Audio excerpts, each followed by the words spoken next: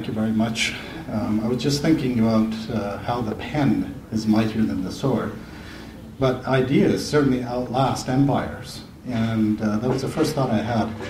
I'm certainly not here to idolize Cyrus, but certainly the ideas that he brought with him were far ahead of his time, and they still resonate with us today. So I'm hoping to give a sketch, an overview of some of those ideas that he brought. So what I find interesting about the Achaemenid Empire was that it was the first multinational empire. Again, just going back in time, just going to skip over the migrations of the sort of the Proto-Iranians into the Iranian plateau, and eventually leading into the Medes and the Iranian people, sort of you can see sort of the hatching. And then the first sort of synthesis would be the Median Empire. And it is here where Cyrus the Great himself, of Iranian stock, of course, like the Medes, overthrew his grandfather, King Astyages, whom he treated benevolently. The interesting aspect is that he united Iranians into one kingdom. So when you look at the Persepolis sort of depictions, this is really a union of Medes, Scythians, who used to live in much of Eastern Europe at one point, and the Persians.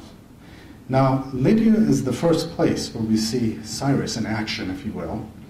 And King Croesus of Lydia was quite famous. He invaded Cappadocia, so he was attempting to outflank Cyrus. So Cyrus counterattacked Sardis. The capital was captured by 547 BC. And this is what I find interesting. Croesus was neither executed nor mistreated, and Cyrus treated him honorably, granted him a high position in his court, and even accompanied Cyrus back to Ecbatana. So he actually this was a very new concept, if you will.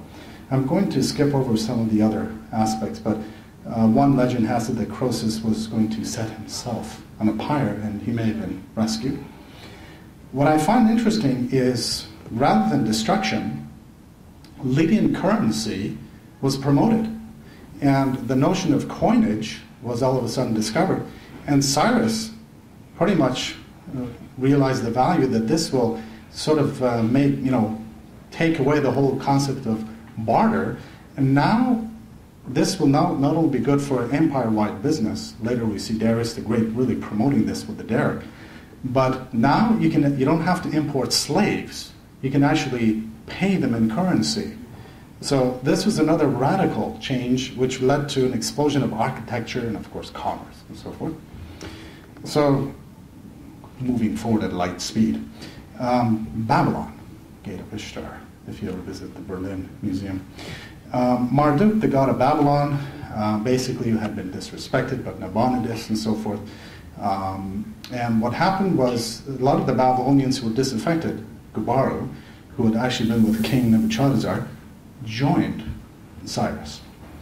And the interesting thing is, yes, Cyrus militarily moves into Babylon, but again, I'm going to skip over all the military details, but there was a battle at Opis, and then the Sippar fell without a battle, quoting. And this is where it gets interesting, because we're not just talking about the Cyrus cylinder, but the Nabonidus chronicle. So the city of Babylon fell, but again, without a battle.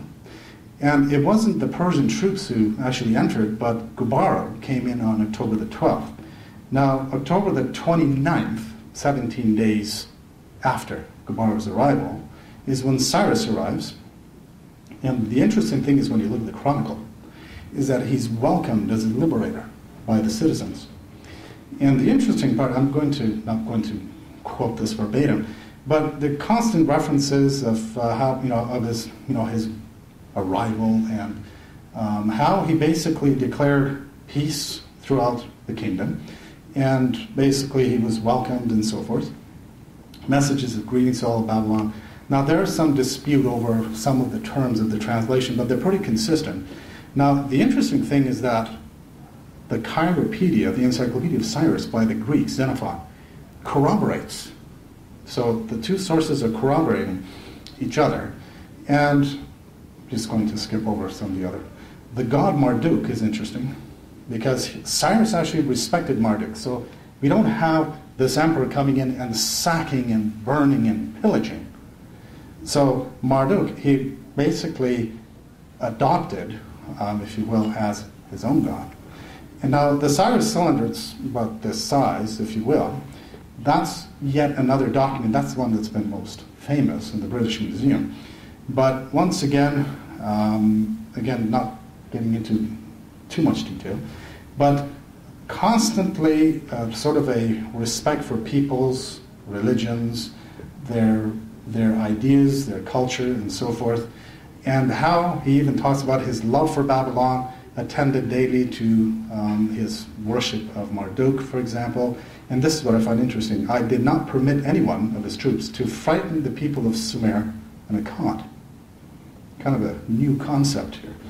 So basically, another aspect which I find interesting is that Marduk is respected. Now, he didn't cite the Zoroastrian supreme entity, Ahura Mazda, but the Babylonian out of respect. So, again, a slum clearance program to make sure that the people who were economically hard hit, they would be also dealt with in a benevolent manner. The institution of the New Year festival and paying tribute to Marduk again. So racial, religious equality, acceptance, deported peoples were now allowed to return home, destroyed temples, ordered to be restored. So again, I'm not going to quote verbatim, but a lot of interesting references. The late Will Durant, for example, compared him a lot to Napoleon, because Napoleon apparently was quite different to different religions and ideas. And again, a lot of interesting references, Phillips and so forth. What you see is, again, the whole notion that local governments are kept in place, and basically just the Pledge of Allegiance, so to speak, tolerance for local customs, institutions, Cotterell, for example. Again, he talks about Cyrus's policy of religious, ethnic, social tolerance, which is probably one of the facets that kept things together. It wasn't so much military force, but intelligent policy, which was good for business too. Now, contrast this with, this is a depiction, I can't remember if this was Nimrod, but one of the depictions. This was the policy of conquerors before Cyrus, is basically harsh treatment, deportations, blinding, basically all of those horrible things that we know of, but Cyrus is different. And this is what I find fascinating. Again, the Persian respect for religious sensibilities.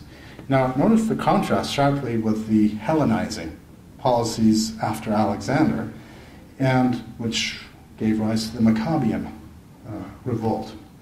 And again, we can talk about Comte Gobineau, for example.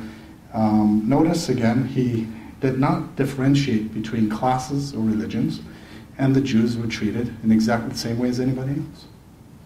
So again, we can have tons of references that I can take all night, but the Cambridge Asian History, for example, but Professor Malawan definitely talks about, and I'll quote, religious toleration was a remarkable feature of Persian rule, and there's no question that Cyrus was the liberal-minded promoter of this policy. So a lot of sources that can corroborate this: Greek, biblical, archaeological finds in Mesopotamia, modern Iraq, Egypt, even Western Anatolia, modern West Turkey. So again, just to go over this in light speed, Mesopotamian commerce, places at Ur and Uruk, they were promoted. For example, the notion of making sure the renting of ships was okay, acquisition of land, sales, and there, again, you see official proclamations. We're not just talking about the Cyrus cylinder, but other documents. And Uruk, for example, again, specific documents talking about the need to protect local citizens, protect their businesses and trades. So in temples, the same type of thing in Ur. We see the moon god, Nana, being, again, the temples being restored. We see even there are brooks, basically bricks at Ur, that actually have the inscriptions of Cyrus. So again, we're not just talking about one cylinder, that we see in the British Museum. And same type of thing in Uruk. Cyrus built her Vesaglia, and Azida, son of Cambyses, great king of Ai. Hebrew source, very interesting. This is the liberation from Babylon. We can go on and on with the Old Testament, but it is interesting. Koresh, as is cited in the Old Testament, as a Messiah, as Yahweh's anointed in Ezra. Again, we can go on with the Isaiah, he is my shepherd and he shall fulfill all my purpose. And the exiles allowed to return to Israel. It's believed about 40,000 returned. And he supported the Jews in rebuilding the temple in Jerusalem.